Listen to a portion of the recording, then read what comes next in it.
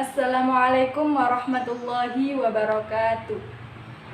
Di video kali ini, saya akan mempresentasikan materi yang bertema ukuran data, ukuran pemusatan, letak, dan penyebaran data. Di sini, saya akan membahas 3 macam ukuran pemusatan data. Yang pertama, mean atau rata-rata. Yang kedua, modus, nilai yang sering muncul. Dan yang ketiga, median, yaitu nilai tengah.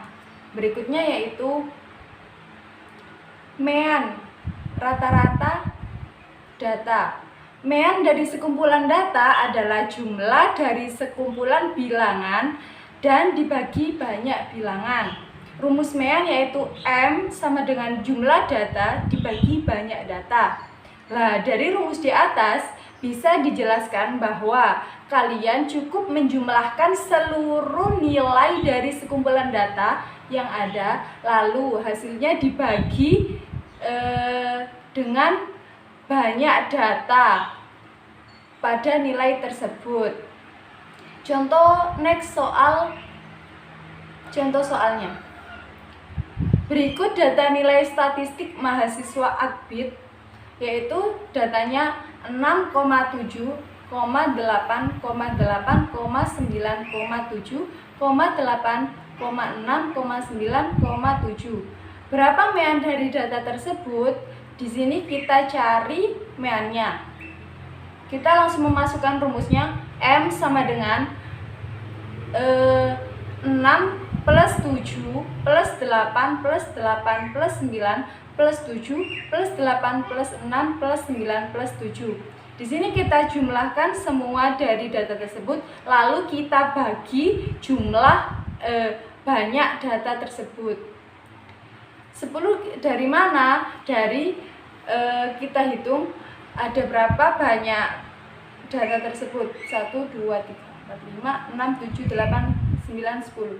Nah, semua jumlah data tersebut kita jumlahkan, lalu kita bagi banyak data.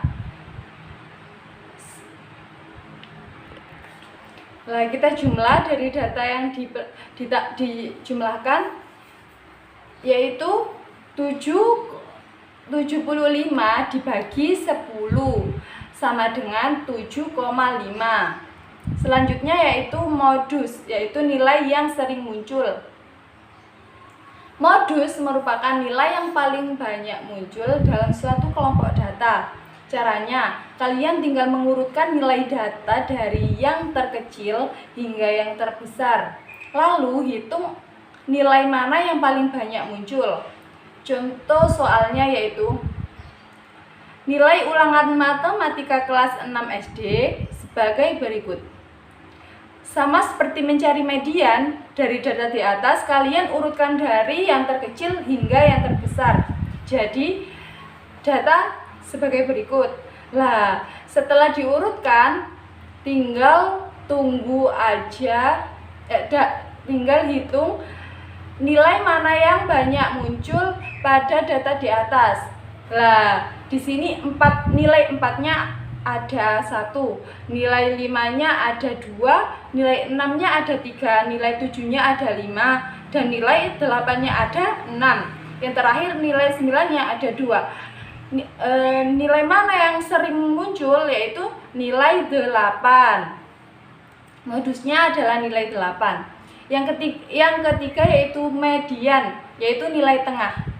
Dalam matematika, median berarti nilai tengah. Jadi, median merupakan nilai tengah dari sekumpulan data yang sudah diurutkan dari yang terkecil hingga yang terbesar. Ingat ya, menggunakan rumus median harus mengurutkan data terlebih dahulu. Langsung saja contoh soalnya.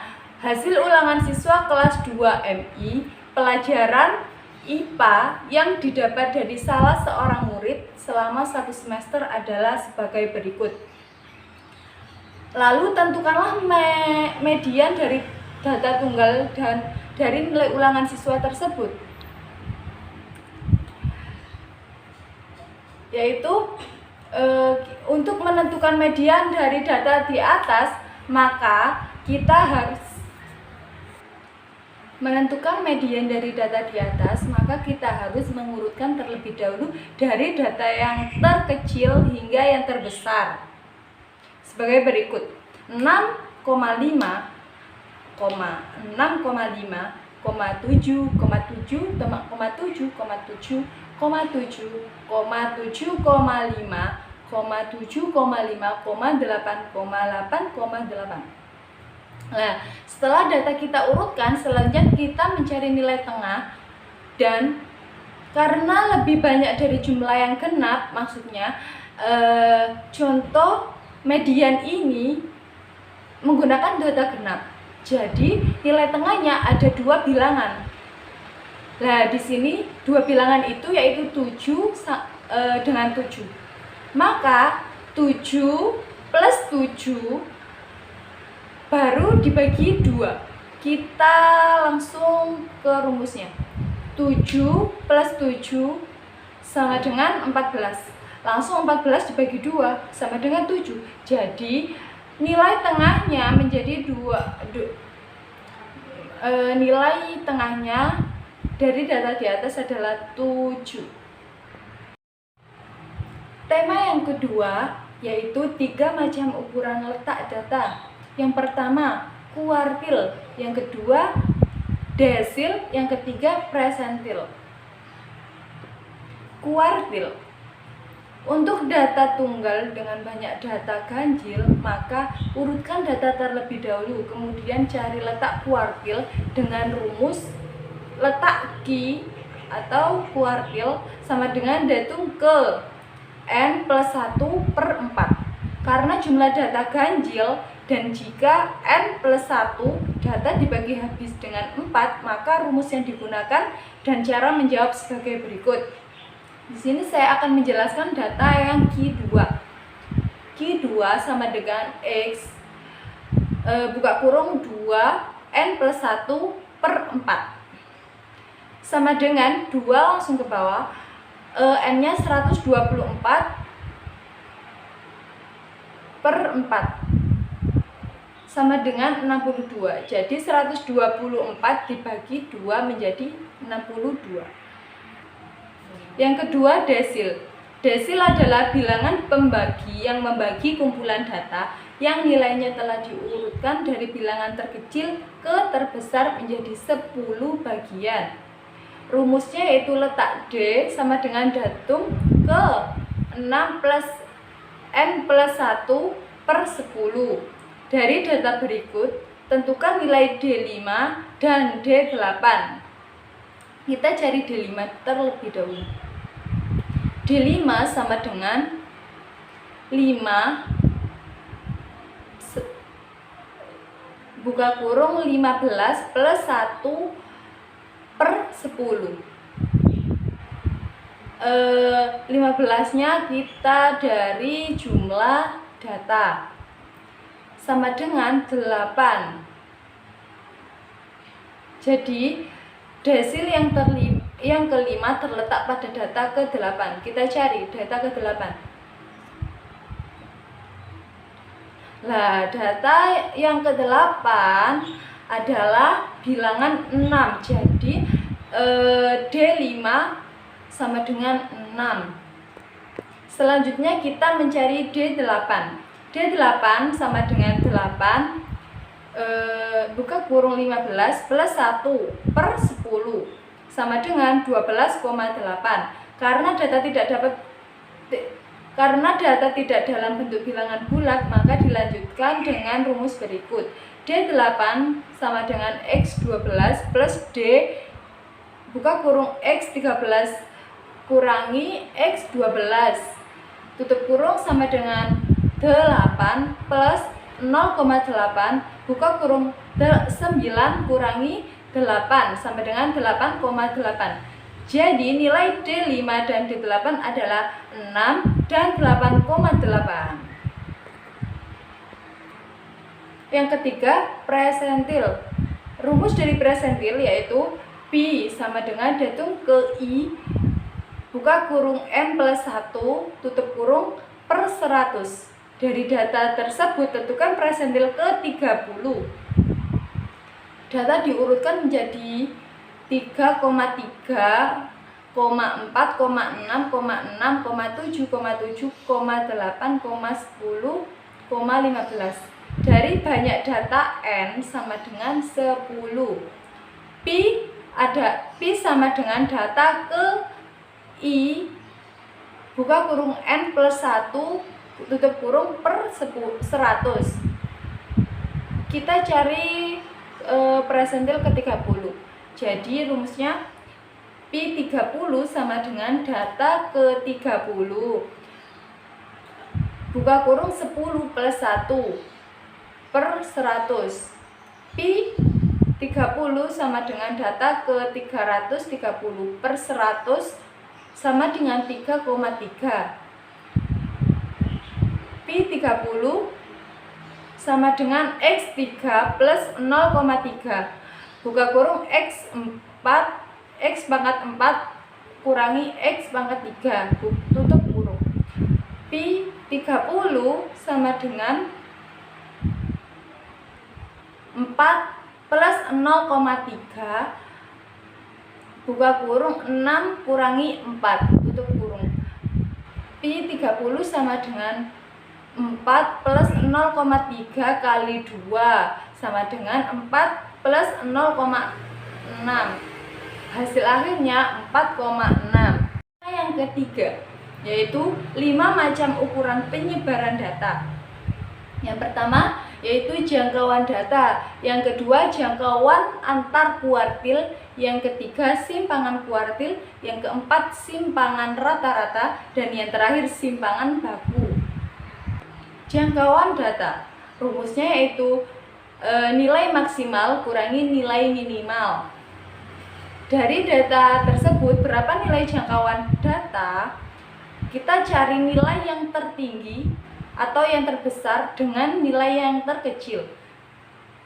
Di sini R sama dengan maksimalnya 20, minimalnya 6. Jadi jangkauan datanya adalah 20 min 6. Selanjutnya jangkauan antar kuartil. Contoh soal jangkauan antar kuartil yaitu nilai ujian 7 mahasiswa.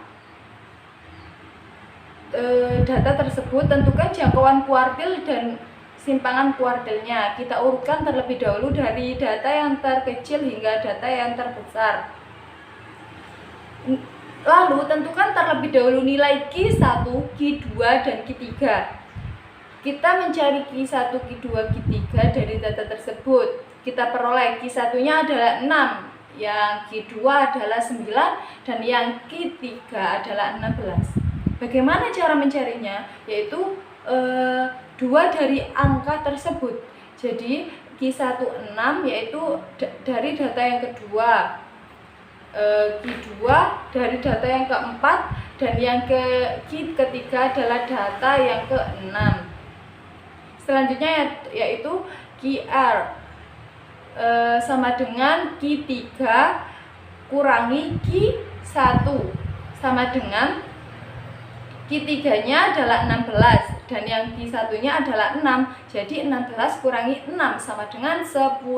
Hasil akhirnya dari jangkauan antar kuartil adalah bilangan 10. Selanjutnya itu simpangan kuartil.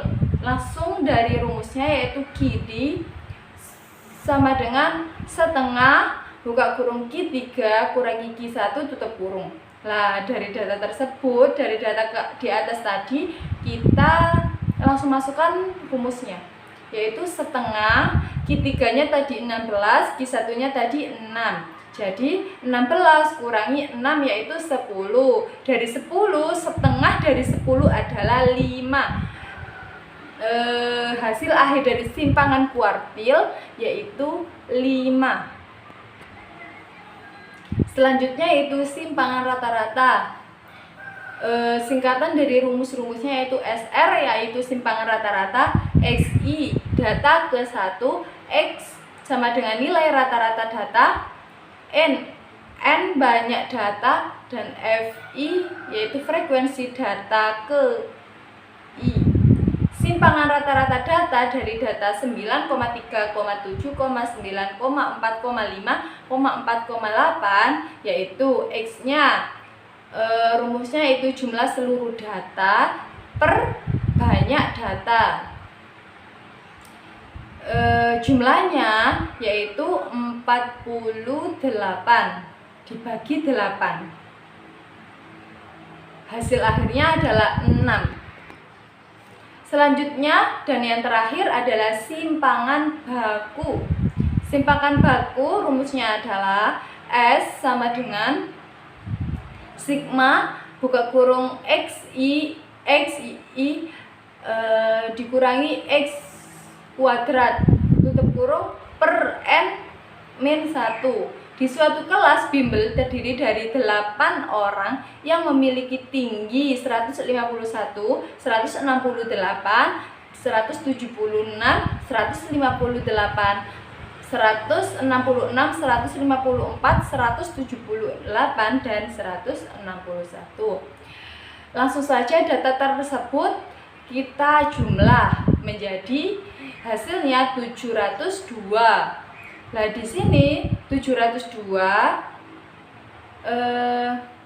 kita bagi menjadi kita bagi dengan banyak jumlahnya, banyak datanya. Datanya ada 8. Jadi 702 dibagi 8 sama dengan 87,75. Sekian presentasi dari saya. Kurang lebihnya mohon maaf. Wassalamualaikum warahmatullahi wabarakatuh.